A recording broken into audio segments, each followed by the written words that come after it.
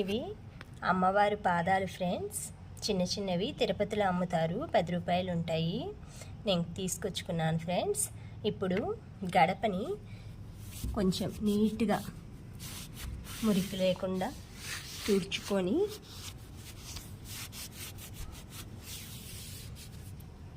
ఈ అమ్మవారి పాదాలు ఉన్నాయి కదా, ఈ స్టిక్కర్ ఉంటుంది ఫ్రెండ్స్, తీసేసాను. దీన్ని మన ఇంటి లోపలికి వచ్చేలాగా ఇటువైపు ఒకటి,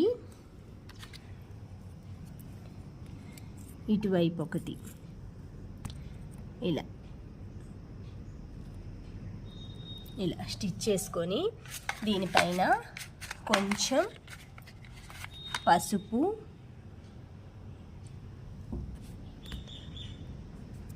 కొంచెం కుంకుమ ఇలా వడ్డించుకోవటం వలన